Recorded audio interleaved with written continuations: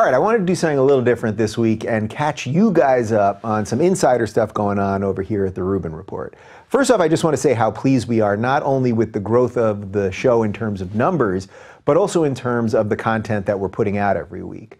We're on track to crack 500,000 subscribers in just a couple weeks, and our watch time is about 15 minutes per video, which is pretty much unheard of on YouTube.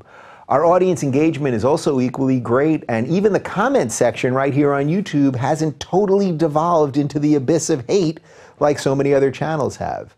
More importantly, though, I'm incredibly proud of the conversations we're continuing to foster around here. From last week's interview with Ayaan Hirsi Ali to the week before with Jordan Peterson, and before that with Yasmin Mohammed and Brandon Turner, I think we've managed to have wide-ranging, important conversations which leave you with something to think about instead of feeling empty and enraged like so much content out there is designed to make you feel. Many of you have asked me about the YouTube demonetization issue, which I've addressed a bit on Twitter and Facebook, but I wanted to discuss here as well. For those of you just catching up, about 6 weeks ago, YouTube lost about $750 million in ad sales after a bunch of stories ran across mainstream media about how ads were being played on offensive content on the YouTube platform. Putting aside what's actually offensive, or that you rarely associate the ad playing before the video with the content itself, YouTube found itself in a tough spot. $750 million isn't chump change even to a company like Google, and suddenly there were less ads to go around the entire platform. I should pause here and say that as a private company, of course, YouTube absolutely has the right to do whatever they want with their business. And in this case, if there aren't ads to go around on all the content, well, nobody's forcing me or anyone else to create videos here. At the same time this demonetization was happening, there was also another problem unfolding for channels such as this one. Some of our videos, which deal with certain controversial topics, aren't getting served ads at all. So for example, videos we've done with people from Lauren Southern to Bishop Barron to Yasmin Mohammed, there's some real diversity in that group, aren't being served ads due to the nature of their content. Again, that is within YouTube's right to do, and it isn't censorship because they aren't stopping us from putting up those interviews. But eventually every creator has to make a dime. Creators will eventually self-censor if they know that certain topics won't make them any money.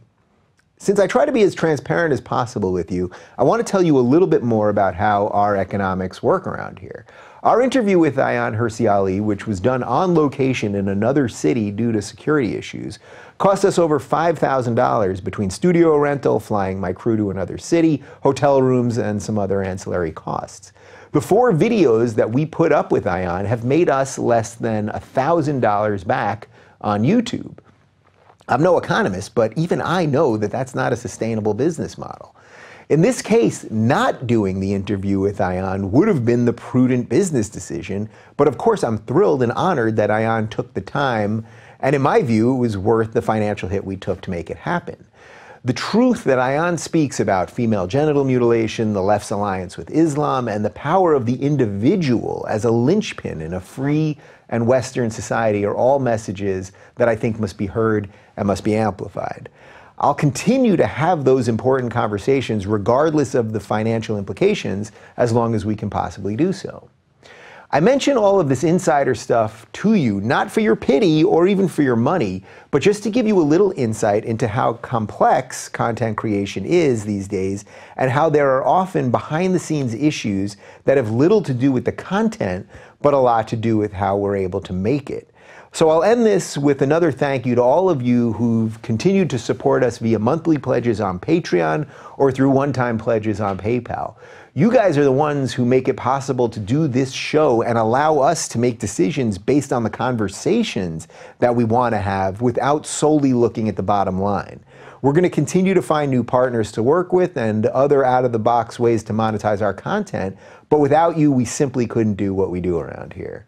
All right, so enough business, let's get back to the conversation. Joining me today is Brigitte Gabriel. Brigitte is the founder of Act for America, the country's largest grassroots national security organization. She has an incredibly fascinating personal story of growing up as a Christian in Lebanon during their civil war and is now a strident defender of women, minorities, and Western values. Will our videos be monetized on YouTube? Well, there's only one way to find out.